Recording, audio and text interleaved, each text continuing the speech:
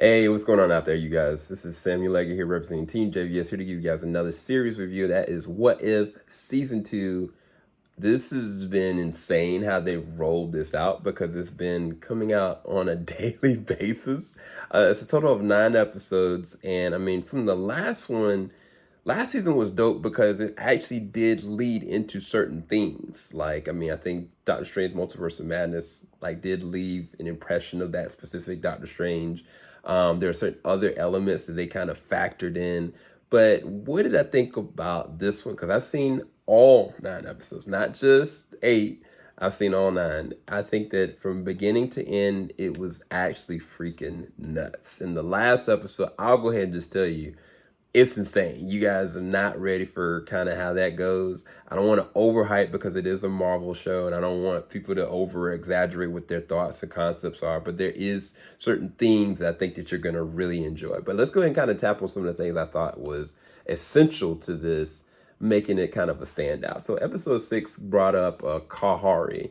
Kahari is, I think, a character they've never conceptually come up with, and she is amazing.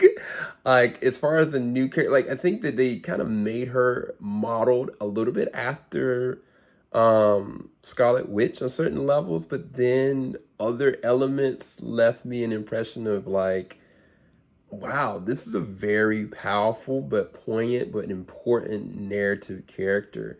And it's interesting to see kind of like, how much she's different from like the Asgardians, but at the same exact time, like very true to, the Native American like community aspect of what this is about, like what her real goals are and kind of who she stays true to what she is. Like, I think as far as a character, like she was a standout for this season.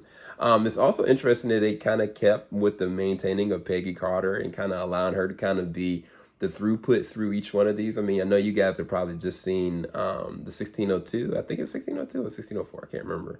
1602 themed episode. I thought that was a definite banger because there are certain impressions that they left of things that things that you remember, and then some unresolved things that I think that they kind of handle and tying that ribbon around certain relationships, and I love how they kind of handled that. I mean, as far as the animation and certain action moments, I think they definitely land this. I think it works really well. Where I felt like it was, I think, a very interesting one was like episode 2 and 3. Episode 2 specifically, the Peter Quill episode, was when I was kind of like, oh, this is why I'm watching this, because you got all these certain characters that are important in their own right, but the way that they utilize them is really a truly elseworld scenario. But I want more, and I think that that's one of the things I love about the Visions, like Star Wars Disney Plus show, is that every single one of them were kind of like, wow, I want to see more of this, I want to see more of that, and I think that there are definitely bangers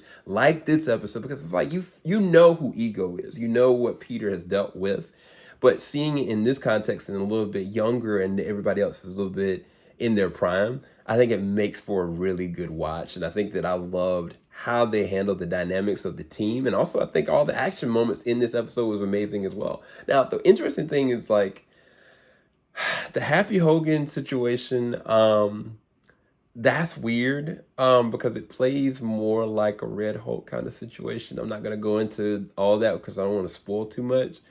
But from an action standpoint, it was freaking raw. Like it was insane. I thought that was really good. Another standout, what would it be? I mean, I think that episode 5 was a really important emotional beat for sure. But I mean, yeah, it's for the same reason why I like the 1602 episode. But episode 4 with Iron Man, and seeing him with Gamora, I think that that was really interesting. Again, there's so many different things I like about what they handled with this. And it was never like a boring task. It was never like an unengagement. So like I can imagine as you guys are watching on day-to-day basis, you're getting hyped and hyped and hyped. The only thing I'm worried about is I don't want you guys to kind of overbuild, because I don't want you guys to think like even me telling you like episode 9 was freaking insane. Like I don't want you to get overly like excited. but I do think it was worth your while and worth the watch, and it stands up to what the first season was, and I think it was about, I reckon it is as a 9 or 8.5 out of 10 as a whole as far as a series. I definitely want more, and I think they've actually introduced a small little snippet clip for the third season, which is insane. But go and check it out if you haven't checked out any of this. Hopefully, that gave you a little bit more build up behind what our thought process is. Thank you guys so much for watching. Peace, people.